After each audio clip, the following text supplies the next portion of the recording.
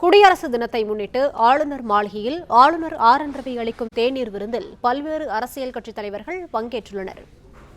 கூடுதல் விவரங்களை செய்தியாளர் சுதாகர் வழங்க கேட்கலாம். சுதாகர், வணக்கம். விவரங்களை பதிவு பண்ணலாம். கிண்டியில் உள்ள ஆளுநர் மாளிகையில் ஆளுநர் தலைமையில் குடியரசு தின தேநீர் விருந்து நிகழ்ச்சி நடைபெற்று வருகிறது. நிகழ்ச்சியில் நீதிபதிகள், IAS, IPS அதிகாரிகள், விளையாட்டு வீரர்கள், சினிமா நட்சத்திரங்கள் என பலர் கலந்து கொண்டுள்ளனர். பாஜக மாநில தலைவர் அண்ணாமலை, அதிமுக முன்னாள் அமைச்சர் ஜெயக்குமார் இந்த நிகழ்ச்சியில் பங்கேற்றுள்ளார். தமிழக அரசு, திமுக, காங்கிரஸ், விடுதலை சிறுத்தைகள், கம்யூனிஸ்ட் கட்சிகள் ஆளுநர் தேநீர் விருந்தை புறக்கணிப்பதாக தெரிவித்திருந்தனர். அதேபோன்று முன்னாள் முதலமைச்சர் OPS மற்றும் அவரது ஆதரவாளர்களும் யாரும் இதில் பங்கேற்கவில்லை. தமிழக வெற்றி கழகம் மற்றும் நாம் தமிழர் கட்சிகளுக்கும் அழைப்பு விடுக்கப்பட்டது. அவர்களும் யாரும் பங்கேற்கவில்லை. இந்த நிகழ்ச்சியில முன்னாள் பாஜகவின் தலைவரும் முன்னாள் ஆளுநரும் தமிழிசை சவுந்தரராஜன், நீதிபதி